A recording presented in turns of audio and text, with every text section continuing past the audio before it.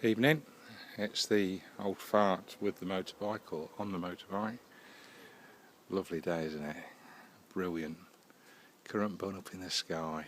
Can't whack it. Finish work, have my tea. Mrs. is watching the telly, getting a bit boring, and him into the telly much. And I just thought I'd tell you a bit about myself, if it's of any interest. Well, I live here, let me show you. That's my house. There's my old Yamaha. Here's my old sheds.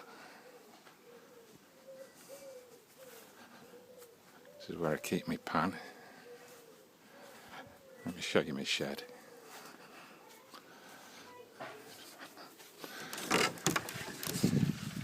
There she blows, look.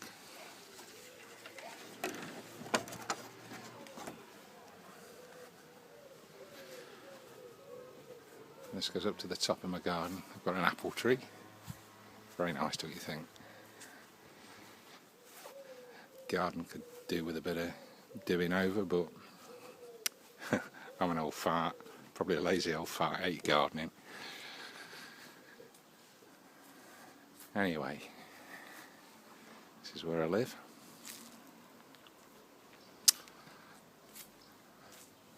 A quick view of the back of my house.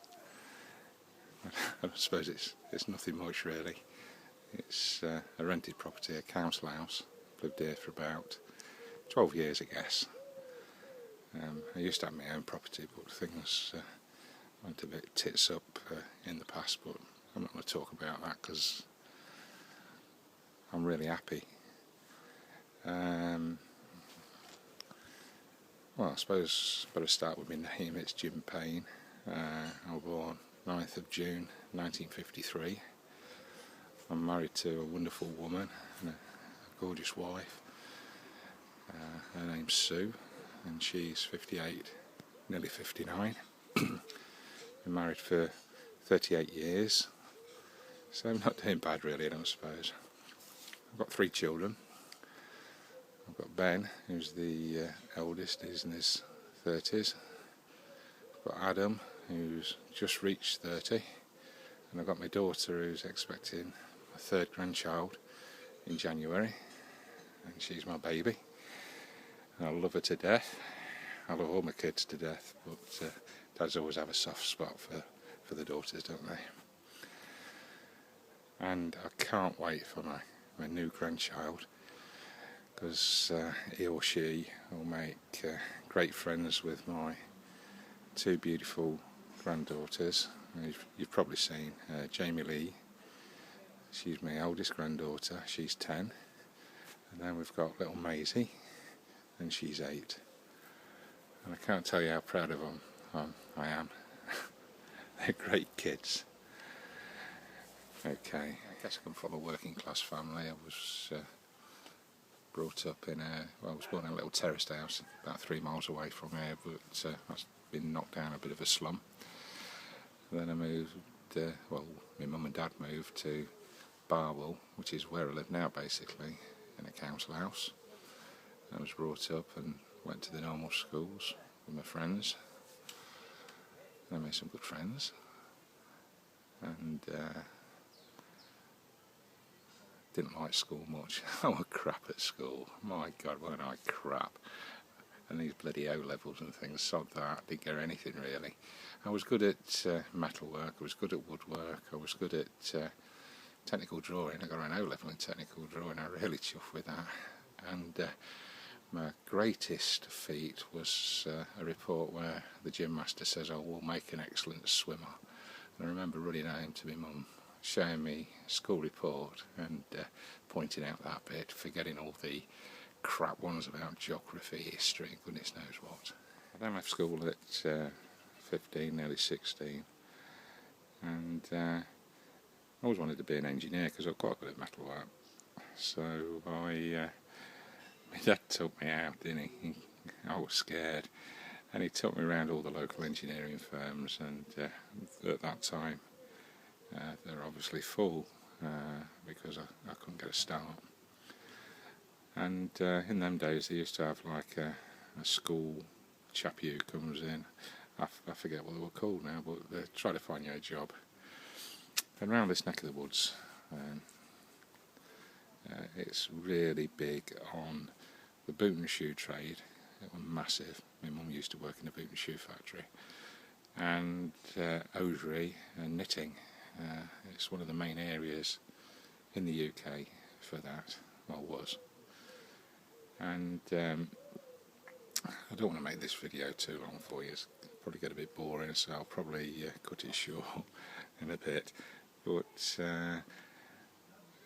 how it all started was with my job was that I went for an interview from school to an hosiery factory, or a knitting factory. It was a knitting factory basically, and